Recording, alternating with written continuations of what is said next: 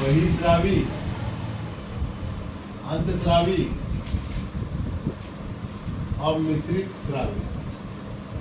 मिश्रित स्रावी, तो बहिस्रावी अपन पूरा पढ़ लिए। बहिस्रावी ग्लैंड पूरा बता दिया था मैं। बहिस्रावी ग्लैंड कौन सा ग्लैंड बताया, ठीक है। अब अपन अंतस्रावी ग्लैंड बाद में पढ़ेंगे, अभी अपन पढ़ेंगे मिश्रित स्रावी ग्लैंड। ठीक, मिश्रित स्रावी ग्लैंड क्या होता है।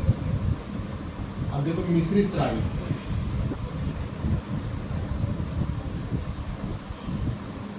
मिश्रित स्रावी ग्रंथि। तो देखो बहिस्रावी ग्रंथि जो होती है ना, वो एंजाइम निकालती है। क्या निकालती है? एंजाइम निकालती है।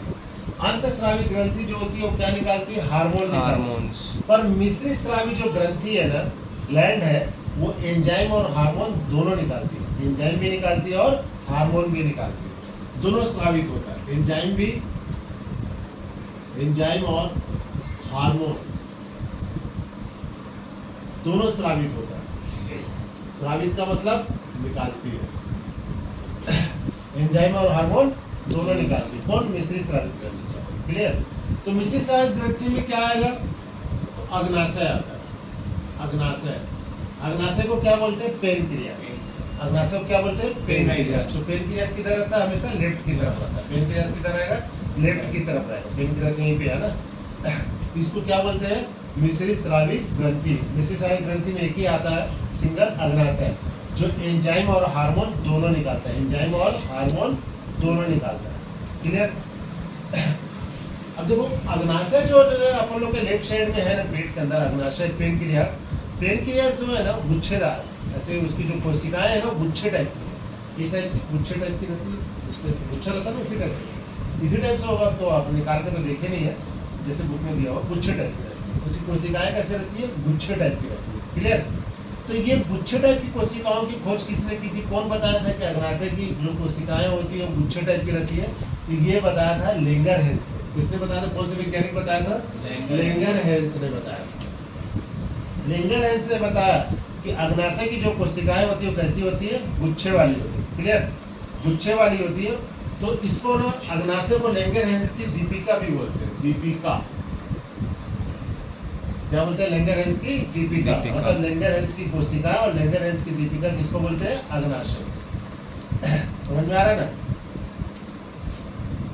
अग्नाशय में दोनों निकलता है। देखो एंजाइम भी और हार्मोन भी निकलता है, दोनों निकलता है। एंजाइम अपन पहले देखते हैं। एंजाइम, एंजाइम का शॉर्ट फंडा होता है लेट, LAT, लेट। एंजाइम का शॉर्ट फंडा क्या होता है? Late, LAT। तो L का मतलब होता है लाइपेज, लाइपेज। A का मतलब होता है एमाइलेज, और T का मतलब होता है ट्रिप्सिन। T का मतलब क्या होता है? ट्रिप्सिन। देखो L का मतलब लाइपेज, A का मतलब एमाइलेज और T का मतलब ट्रिप्सिन। तो लाइपेज जो होता है ना, वो वसा का पाचन करता है। किसका पाचन करता है? वसा का। जो भी अपन तेल मसाला वाला, जो तेल वाली चीजें रहती है, जिसमें भी तेल निकलता है, उसी को वसा बोलता है। वसा मतलब फैट। फैट को कौन पचाता है? लाइपेज पचाने का काम करता है। फैट को कौन पचाता है? लाइपेज पचाता है। क्लियर? एमाइलेज क्या करता है? तो स्टार्च का पाचन करता है। स्टार्च मतलब चोकर, स्टार्च मतलब जो चावल, रोटी वोटी जो अपन खाते हैं ना, चावल खाते हैं, रोटी खाते हैं, सब में स्टार्च की मात्रा रहती है। क्वेश्चन इसमें ना जो पूछता है, उसमें क्वेश्चन में जो सबसे इम्पोर्टेंट चीज़ है वो ये पूछता है कि स्टार्च का पाचन सबसे पहले कहाँ होता है? तो स्टार्च का पाचन सबसे पहले मुंह में होता है। जो लार निकलता है ना, सबसे पहले वही स्टार्च को पचाने का काम करता है। समझ में आ रहा है? स्टार्च का पाचन सबसे पहले कहाँ होता है? मुंह में निकलता है। लार जो निकलता है वही स्टार्च को पचाने की कोशिश करता है। और जो स्टार्च थोड़ा बहुत बच जाते हैं, थोड़ा बहुत क्या, बहुत सारे बच जाते हैं। आधे लोग कहाँ पूरा पूछते हैं, थोड़ा बहुत पूछते हैं, बाकी का ढक देते हैं। ज्यादा पूछने के लिए क्यों बोलते हैं कि खूब कुछ के खाओ? इसलिए बोलते हैं ना, ताकि स्टार्च, लार जो है ना, स्टार्च को बहुत अधिक मात्रा में पचा दे, तो ज्यादा मेहनत ना करना पड़े। किसको? पेनक्रियास को ज्यादा मेहनत ना करना पड़े। आदमी थोड़ा सा पूछता है, उसका गटक लेता है। तो जब गटक लेता है तो स्टार्च है ना उसमें बचा हुआ है, क्योंकि वो पचा ही नहीं हो। तो स्टार्च को पचाने का काम कौन करता है? एमाइलेज का। कहाँ पाया जाता है? पेनक्रियास में पाया जाता है। ट्रिप्सिन किसको पचाता है? तो प्रोटीन को। ट्रिप्सिन किसको पचाता है? प्रोटीन को। सबसे कठिन काम प्रोटीन पचाना है, जो ट्रिप्सिन पचाता है। क्लियर? प्रोटीन पचते पचते भी लास्ट में प्रोटीन बहुत सारा, मतलब प्रोटीन को पचाना बहुत मेहनत वाला काम। क्लियर? उसको पचाने का काम कौन करता है? ट्रिप्सिन करता है। पेनक्रियास में क्या पाया जाता है? लेट पाया जाता है। ये बात हमेशा याद रखना। लाइपेज, एमाइलेज और ट्रिप्सिन। अब हार्मोन देखो, हार्मोन पेनक्रियास में 3 हार्मोन पाए जाते हैं। पेनक्रियास में हार्मोन कितने पाए जाते हैं? 3। एक पाया जाता है अल्फा, दूसरा पाया जाता है बीटा, तीसरा पाया जाता है गामा। अल्फा, बीटा और गामा, ये 3 ठो पाए जाते हैं, अल्फा, बीटा और गामा। हार्मोन का मतलब क्या होता है? तो हार्मोन का मतलब प्रोटीन होता है। हार्मोन का मतलब एक्चुअल में एक तरफ से प्रोटीन ही होता है। हार्मोन का मतलब क्या होता है? प्रोटीन। हार्मोन का मतलब प्रोटीन, समझ में आ रहा है ना? हार्मोन का मतलब क्या होगा? प्रोटीन ही होगा। अब जैसे पूछेगा कोई हार्मोन क्या है, तो कोई भी हार्मोन क्या है? प्रोटीन है। उसमें ऑप्शन देगा, तेरे को वसा देगा, विटामिन देगा, तो कोई भी हार्मोन क्या है? प्रोटीन है। क्लियर? हार्मोन का मतलब एक तरफ से प्रोटीन ही होता है। अब सिंपल सी बात है, हार्मोन पे आ जाता है मतलब इसमें ब्लड भी होगा। हार्मोन पे आ जाता है मतलब इसमें ब्लड भी होगा। देखो एंजाइम में ब्लड नहीं होता, मगर हार्मोन में ब्लड होता है। हार्मोन में ब्लड होता है। क्लियर? अब देखो अल्फा, अल्फा का काम क्या होता है? तो ग्लाइकोजेन को ग्लूकोज में बदल देता है। ग्लाइकोजन को किस में बदल देता है? ग्लूकोज में बदल देता है। अब देखो अपन लीवर में पढ़ाया था ना, लीवर में मैं बताया था कि अपन जो भी भोजन करते हैं वो ग्लूकोज के रूप में रहता है लीवर में। लीवर क्या करता है ना, ग्लूकोज को किस में बदल देता है? ग्लाइकोजन में। लीवर क्या करता है? ग्लूकोज को किस में बदल देता है? ग्लाइकोजन में बदल देता है और अपने पास रख लेता है। तो किसी दिन अपन उपवास रहते हैं, या कभी अपन ठीक से भोजन नहीं कर पाते हैं, या कहीं अपन दूर गए हैं, कहीं बाहर गए हैं, खाना ही नहीं मिल रहा है, तो जब अपन को ना ऊर्जा की जरूरत पड़ती है, जब अपन को शरीर में पावर की जरूरत पड़ती है, तो ग्लाइकोजन को निकाल के ग्लूकोज में बदलने का काम कौन करता है? अल्फा सेल करता है। कौन करता है? अल्फा। ठीक है? अल्फा सेल क्या करता है? ग्लाइकोजन को किसमें बदलता है? ग्लूकोज में, जिससे अपन को पावर मिलती है। जैसे कई लोग, जैसे अपन लोग उपास में भी महाशिवरात्रि में, तो पावर चाहिए ना भैया चलने उलने के लिए, भोजन तो कराने नहीं किए। तो लीवर क्या करता है? लीवर क्या करता है? जो भोजन से ना जो भी ग्लूकोज रहता है ना, उसको ग्लाइकोजन में बदल के अपने पास स्टोर करके रखता है। लीवर के पास विटामिन ए भी रहता है, ये भी बता दे रहा हूँ। सबसे अधिक विटामिन ई कौन स्टोर करके रखता है? लीवर ही रखे रहता है। लीवर के पास कोलेस्ट्रॉल भी रहता है, लीवर के पास बहुत सारी चीजें रहती है। तो जब भी बॉडी को जिस टाइप की जरूरत पड़ती है उस टाइप से रिलीज करते रहता है। समझ में आ रहा है? तो कभी भोजन नहीं किए तो ग्लाइकोजन को जैसे रिलीज करता है, तो अल्फा सेल क्या कर देता है? उसको ग्लूकोज में बदल देता है, जिससे आपको क्या मिल जाता है? पावर मिलता है। क्लियर? बीटा क्या होता है? तो ये क्या करता है ना, ग्लूकोज की मात्रा को कम करता है। ऐसा साइन लगा दिया मतलब कम करता है। बीटा सेल ग्लूकोज की मात्रा को कम करने का काम करता है। देखो अल्फा सेल क्या करता है? तो ग्लाइकोजन को ग्लूकोज में बदल देता है, मतलब ग्लूकोज में बढ़ा देता है। ग्लूकोज हो जाता है, बहुत ज्यादा हो जाता है। अब बीटा सेल क्या करता है? ग्लूकोज की मात्रा को क्या कर देता है? कम करता है।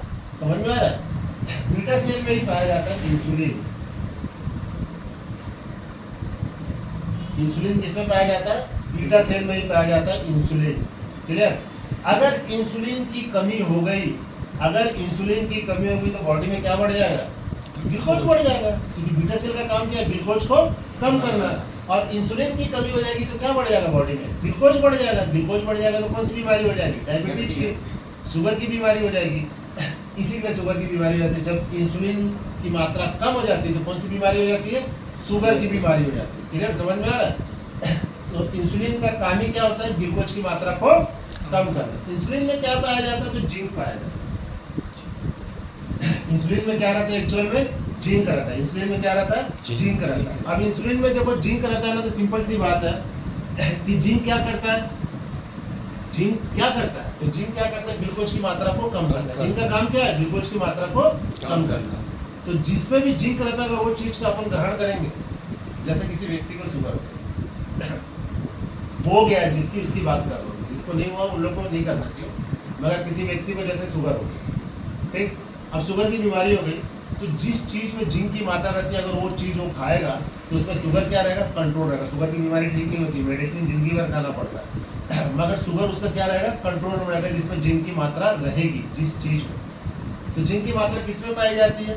करिया पत्ती, तड़का उड़का में लगाते हैं ना अपन, हाँ वही मीठी नीम बोलते हैं जिसको, करिया पत्ती बोलते हैं अपन लोग। तो यहाँ पे बिहार, यूपी बिहार में मीठी नीम बोल देते हैं उसको। तो वही मीठी नीम जो रहती है ना, करिया पत्ती, उसमें जिंक की मात्रा बहुत ज़्यादा पाई जाती है। तो जैसे दाल में तड़का लगा के खा लिए, या किसी चटनी उटनी में डाल दिए, टमाटर का चटनी बना रहे उसमें डाल दिए, ये सब में दाल वाल के खाने से वो आदमी का क्या रहेगा, शुगर क्या रहेगा, कंट्रोल रहेगा। शुगर क्या रहेगा, कंट्रोल रहेगा। समझ, ऐसा नहीं कि सवेरे उठे खाली पेट ही 8-10 तो ढकेल लिए, शुगर लेवल बहुत ज्यादा डाउन हो जाएगा, चक्कर आने लग जाएगा, भैया निकल भी सकता हो। समझ में आ रहा है? तो जिसको शुगर हो गया रहता है ना, वो जिंक की मात्रा को बढ़ाएगा ना, क्योंकि इंसुलिन कम बन रहा है उसके में, तभी शुगर होगा। क्लियर कट बात है कि उसमें इंसुलिन कम बन रहा है, तभी उसको शुगर की बीमारी हुई है। तो इंसुलिन को बनाने के लिए उसको क्या करना पड़ेगा, जिंक की मात्रा को बढ़ाना पड़ेगा। और जिंक की मात्रा कैसे बढ़ेगी, करिया पत्ती में बहुत ज्यादा जिंक पाया जाता है। तो करिया पत्ती अपन जैसे दाल में तड़का लगा लिए, टमाटर की चटनी में डाल लिए, या बैगन का भरता बना रहे उसमें करिया पत्ती डाल लिए, ये सब चीजों में डालेंगे तो क्या होगा, जिंक की मात्रा मिलते रहेगी। अपन इंसुलिन कम बन रहा है तो क्या होगा, जिंक की मात्रा मिलते रहेगी। इंसुलिन का इंजेक्शन लेने से अच्छा है करिया पत्ती खाओ। नहीं खाओगे तो इंसुलिन का इंजेक्शन लो, जिससे इंसुलिन की मात्रा बढ़ेगी, जिससे ग्लूकोज लेवल क्या होगा, कम होगा। क्लियर? अब क्वेश्चन इसमें ना देखो, ये सबसे ज्यादा इंपॉर्टेंट है बीटा सेल। बीटा सेल जो भयंकर इंपॉर्टेंट है, ठीक। इसमें क्वेश्चन ये पूछा था कि इंसुलिन क्या है। तो इंसुलिन एक प्रकार से क्या है, प्रोटीन है। इंसुलिन एक प्रकार से क्या है, प्रोटीन है। अब प्रोटीन है कैसे बोलेगा, क्योंकि इंसुलिन किस में आ रहा है, हार्मोन में आ रहा है। इंसुलिन किस में आ रहा है, हार्मोन में। तो मैं पहले ही बताया कि कोई भी हार्मोन क्या कहलाता है, प्रोटीन कहलाता है। क्वेश्चन इसमें पूछा था इंसुलिन क्या है, समझ में आ रहा है? लोग फंस गए थे कि अबे इंसुलिन प्रोटीन थोड़ी होगा, प्रोटीन तो अलग है, इंसुलिन अलग है। तो कोई भी जितने भी हार्मोन है सब किस में गिनती होते हैं, प्रोटीन में गिनती होते हैं। तो सिंपल सी बात है, हार्मोन के अंदर जब इंसुलिन आ रहा है बीटा सेल में, तो इंसुलिन क्या हुआ, प्रोटीन हुआ। एकदम सिंपल सा लॉजिक है। तो इंसुलिन क्या है, प्रोटीन है। और इंसुलिन जल में घुलनशील है, जल में घुलनशील है। जल में घुलनशील है मतलब पानी के अंदर डालेंगे इंसुलिन को तो क्या हो जाएगा, घुल जाएगा।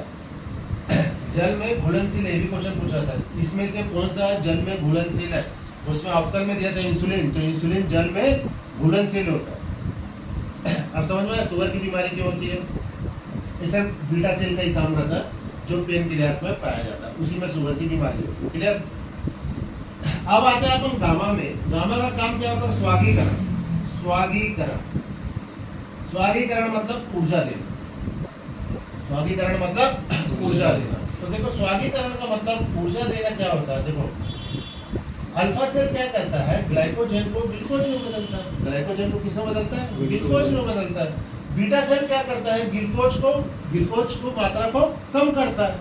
मतलब इस बीटा सेल में क्या पाया जाता है, इंसुलिन पाया जाता है, ग्लूकोज की मात्रा को कम करता है। अगर इंसुलिन कम निकलेगा तो क्या हो जाएगा, हमको शुगर हो जाएगा। क्या हो जाएगा, अपने को शुगर हो जाएगा। तो जब किसी को शुगर हो गया, वैसे लोगों को करिया पत्ती खाना चाहिए, है ना। अब जैसे आप लोग बोलेंगे कि मेरे को शुगर की बीमारी नहीं हो, मैं करिया पत्ती डेली खाता हूँ, तो थोड़ा दुखदाई हो जाएगा बेटा, थोड़ा सा कठिनाई बड़ा हो जाएगा, शुगर लेवल डाउन भी हो सकता है। अभी गर्मी के मौसम में जैसे जामुन आता है ना, जामुन खाना चाहिए, मालूम जामुन बहुत अच्छा चीज़ होता है, जनरली सबको खाना चाहिए। कम से कम सीजन में 5 जामुन तो खाना चाहिए। 5 जामुन, 5 किलो नहीं करो, 5 जामुन, 4-5 जामुन तो आपको सीजन में खाना ही खाना चाहिए। क्यों खाना चाहिए, तो कभी कभी क्या होता है ना, आप लोग जैसे खाना वाना खाते हैं तो बाल रहता खाने में, देखना मेरे खाने में तो मतलब इतने बड़े गंजीम बना दो, 100 लोग खाना खा रहे हैं, उसमें एक तो बाल डाल दो और सबको खाना दे दो, बाल मेरे नहीं आएगा, पता नहीं क्या दुश्मनी है उसका और मेरा। तो ना बाल भयंकर आता मेरे खाने में। तो कहने का मतलब जैसे आप सबके खाने में आता, अपन खाते कई बार ध्यान दे देते हैं तो बाल निकाल लेते हैं, कई बार ध्यान नहीं देते अपन खा लेते तो बाल अंदर चले जाते। तो बाल एक ऐसा चीज है ना, गलता नहीं है। मतलब बॉडी में हाइड्रोक्लोरिक एसिड निकल रहा है, बाल को गला देना चाहिए, बाल नहीं गलता है, मालूम, बाल कहीं ना कहीं जाके चिपक गया रहता है, गलता नहीं है, बाल बहुत हार्ड रहता है। पर जामुन एक ऐसा चीज है ना जो बाल को गला देता है। तो अभी गर्मी का मौसम जैसे जामुन आएगा ना, 4-5 जामुन खा लेना चाहिए, सबको खाना चाहिए। जो बाल जैसे कहीं चिपका चपका है या कोई भी गंदगी है तो जामुन क्या करता है, उसको गला देता है। और शुगर वाले आदमी लोग के लिए तो जामुन बहुत अच्छा लगता है। शुगर वाले आदमी लोग को तो जामुन बहुत बहुत बेहतरीन चीज है। वो लोग तो जामुन खाते भी है, उसका बीजा भी रख लेते हैं, उसको भी कूट काट के पाउडर बना कर रख लेते हैं, जब जामुन का सीजन चले जाता है उसका पाउडर भी खाते हैं। तो शुगर वाले आदमी लोग के लिए तो जामुन बहुत अच्छा चीज है, जनरली हम लोग को भी खाना चाहिए जामुन।